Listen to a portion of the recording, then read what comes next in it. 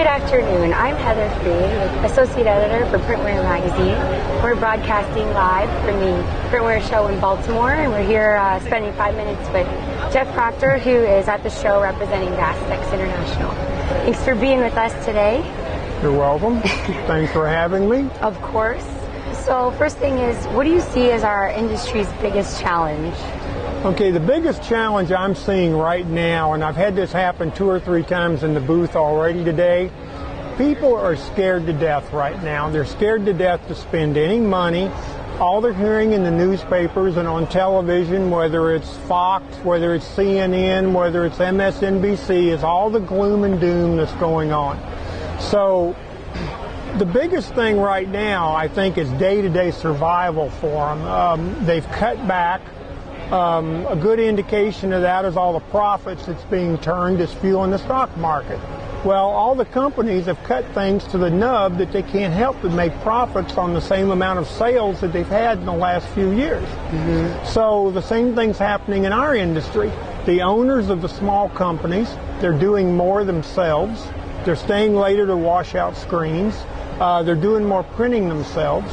So I think basically we're in a survival mode right now, and that's what has people more concerned than anything else till they can maybe, outlast this recession that we're in. So what do you see as the most significant advance in apparel decoration technology that's going to kind of get these people excited? Okay. Well, right now there seems to be a lot of interest in all the direct-to-garment printers, and this is something as a person who sells screen printing equipment and also plastisol inks, it concerns me very much because basically it replaces everything that I'm doing. But there always seems to get to the point, the direct-to-garment printers always seem to get to a certain level and then they stop for a while. So probably the best thing going right now to me is the simulated process printing. That's been the biggest thing probably in the last 5 years. Because what that has done is that has enabled everyone in this building that has a 6-color manual press that can do high-quality work on dark garments. So how about the whole green topic? I most often hear it associated with screen printing, for obvious reasons because it's so caustic. Have you seen traces of its application in other decorating categories? Right now in our industry, the big topic is inks with phthalates. Okay, this came down after the toys that were made in China contained phthalates. Now, phthalate inks cost more to manufacture because the plasticizers without phthalates just simply cost more money. So consequently, to the printer, it's going to be about a 20% more increase. Who's going to pay for that? Okay, the poor guy that comes in and wants 20 t-shirts, 40 t-shirts, 12 athletic uniforms, he's the one that's going to be slapped with the higher prices.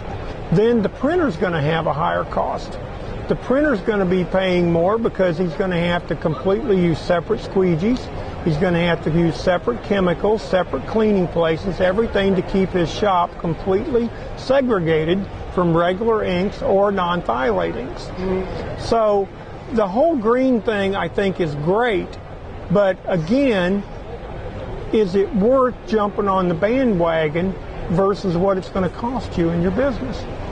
Well, haven't you seen consumers starting to pay for that increasingly? Not really. No. Not really. And I tell you why I bring that up is because back in the 1990s, I'm old, so I remember a lot about the 90s, believe it or not. There was a big thing in California about water-based inks versus plastisol inks. And everybody thinks that water-based inks are so safe just because they contain water and we drink water every day. Orange County Air Quality Control did a study, and they measured the volatile organic compounds that came from a gallon of water-based ink and came from a gallon of plastisol inks as the prints came out of the dryer. They found out there were more volatile organic compounds that came out of a gallon of water-based ink than there was plastisol. Because once you print the plastisol on the shirt and you cure it, it becomes a solid ink film. There's nothing that goes up in the air. There's nothing that pollutes the environment.